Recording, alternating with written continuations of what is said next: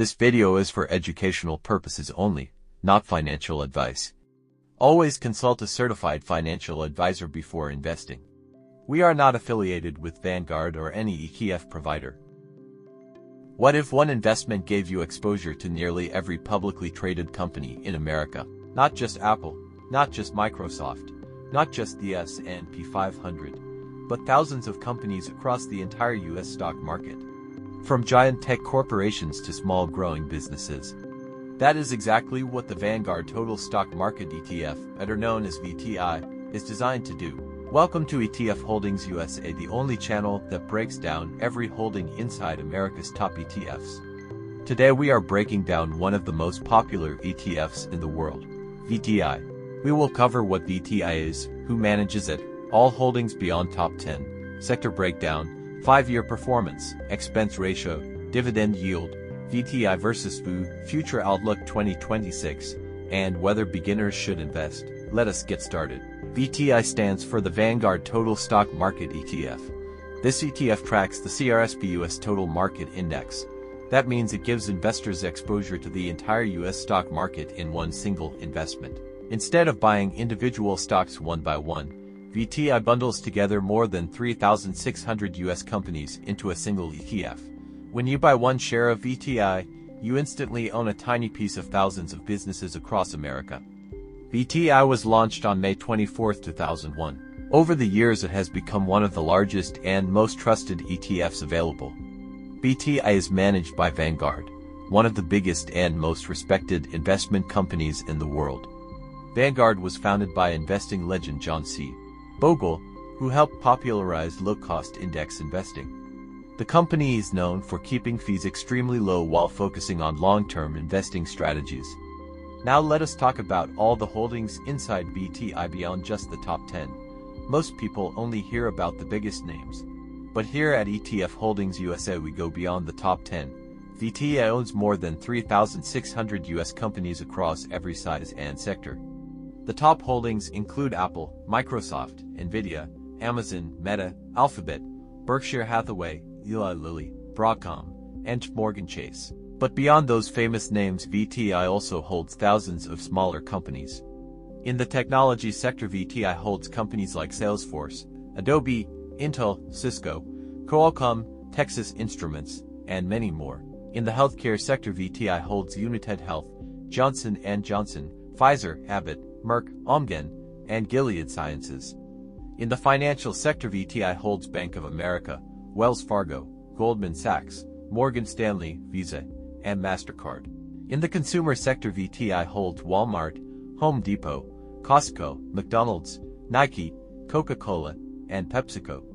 In the energy sector, VTI holds ExxonMobil and Chevron. In the industrial sector, VTI holds Caterpillar, Boeing, Honeywell, and General Electric. VTI also holds companies in real estate, utilities, materials, and communication services. This is what makes VTI so powerful. You are not just buying the top 10 companies. You are buying the entire American economy in one single ETF. Now let us look at the sector breakdown of VTI in 2026. Technology makes up around 30% of VTI. This includes software, semiconductors, and hardware companies. Healthcare makes up around 13%. Financials make up around 13%. Consumer discretionary makes up around 10%. Industrials make up around 9%. Communication services make up around 8%.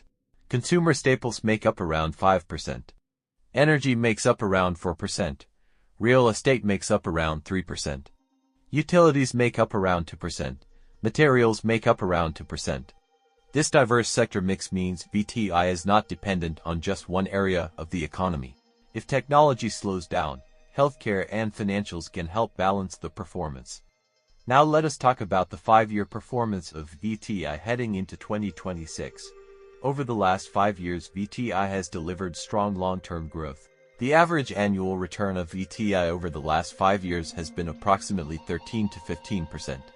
This strong performance was driven by the continued expansion of the U.S. economy, the dominance of American technology companies, and the growth of artificial intelligence. Like most stock market ETFs, VTI experienced periods of volatility. This included the COVID crash in 2020, the tech sell-off in 2022, and interest rate hikes.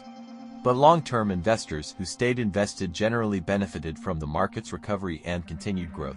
VTI has historically rewarded patient investors who held for 5 to 10 years or longer. Now let us talk about the expense ratio of VTI. VTI charges an expense ratio of just 0.03%. That means for every $10,000 invested, investors pay only around $3 annually in management fees. This is one of the lowest expense ratios of any ETF available in the market today. Compare that to actively managed funds which can charge 1% or more. Lower fees mean more of your money stays invested and continues to grow through compounding over time. Now let us talk about the dividend yield of VTI. VTI currently offers a dividend yield of approximately 1.3% in 2026. That means if you invested $10,000 in VTI, you would receive approximately $130 per year in dividend income. VTI pays dividends quarterly. That means investors receive dividend payments every year. The dividends come from the profits of the thousands of companies inside VTI. While 1.3% is not the highest dividend yield available, it is important to remember that VTI is primarily a growth and diversification ETF.